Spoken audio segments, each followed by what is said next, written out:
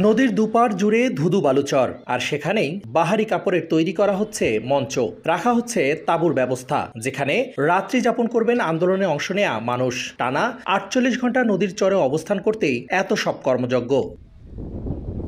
এদিকে তিস্তা নদী আন্দোলন কমিটি ও রংপুর মহানগর বিএনপির উদ্যোগে তিস্তা বাঁচাইয়ের প্রচার মিছিল অনুষ্ঠিত হয়। জাগোবাহে তিস্তা বাঁচাও আন্দোলন সমাবেশে ১৭-১৮ ফেব্রুয়ারিতে নদীর চরে অবস্থান নেবেন লাখো মানুষ। সমাপনী অনুষ্ঠানে বিএনপির ভারপ্রাপ্ত চেয়ারম্যান তারেক রহমানের ভার্চুয়ালি যুক্ত হওয়ার কথা রয়েছে। দীর্ঘ কয়েক দশক পর তিস্তা মহাপরিকল্পনার দাবির এই আয়োজন তিস্তা নদী রক্ষা আন্দোলন কমিটির। আন্দোলন সংগ্রামের মাধ্যমে এই প্রাপ্য দাবি বাস্তবায়ন করতে মরিয়া আন্দোলনকারীরা। দীর্ঘদিনের সমস্যা তিস্তাপাড়ের মানুষের নদী ভাঙ্গন, তারপরে নদীর নাব্যতা হ্রাস এবং সর্বোপরি প্রতি বছর দেখা যায় তিস্তার হাজার হাজার বিঘা জমি নষ্ট হয়ে পড়েছে। তা আমরা এই তিস্তা নদী রক্ষা আন্দোলন কমিটির মাধ্যমে আমাদের কর্মসূচি শুরু হয়েছে। অর্ধেক পাউডারে দ্বিগুণ উজ্জ্বলতা, নতুন রিন অ্যাডভান্সড অর্ধেক পাউডারে দ্বিগুণ উজ্জ্বলতা। বর্ষা মৌসুমে অতিরিক্ত পানির কারণে আমাদের ওই অঞ্চলের মানুষ দুর্ভোগের শেষ থাকে না। আবার খরার সময় আমরা আমাদের কৃষি জমিগুলো চাষ করতে পারি না।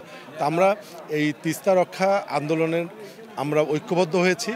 এই অববাহিকার তীরে যতগুলো জেলা, 5টি জেলা আছে, সবাই আমরা ঐক্যবদ্ধ হয়েছি এবং সাধারণ জনগণ আমাদের সাথে ঐক্যবদ্ধ আছে।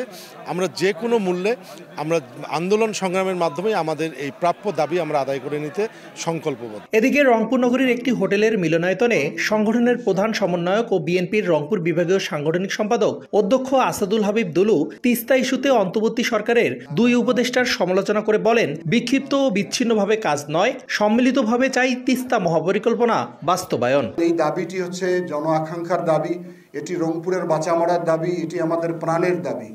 সাম্প্রতিক সময়ে সরকারের 2 জন উপদেষ্টা তিস্তা পাড়ে এসেছিলেন। একজন উপদেষ্টা বলেছিলেন যে এই বছরে ওনারা কিছু কাজ করতে চান।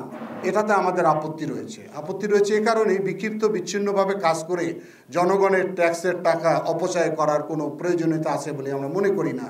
আমরা মনে করি যে আমরা অনেক কষ্ট স্বীকার করেছি, দীর্ঘদিন অপেক্ষা করেছি। যদি একটু বিলম্ব হয় তারপরও আমরা চাই যে সম্মিলিতভাবে সমন্বিত পরিকল্পনার মাধ্যমে যাতে তিস্তা মহাপরিকল্পনা বাস্তবায়ন করা হয়। তিস্তা নদীর পানি চুক্তি ও মহাপরিকল্পনা বাস্তবায়নের দাবিতে জাগোবাহে তিস্তা বাঁচাই স্লোগানে 17 ও 18 ফেব্রুয়ারি রংপুরের 5 জেলার তিস্তা নদীর 11টি পয়েন্টে লক্ষাধিক মানুষ নিয়ে টানা 48 ঘন্টার কর্মসূচি পালন করবে তিস্তা নদী রক্ষা আন্দোলন কমিটি। রেদওয়ান হিমেল, সময় সংবাদ, রংপুর।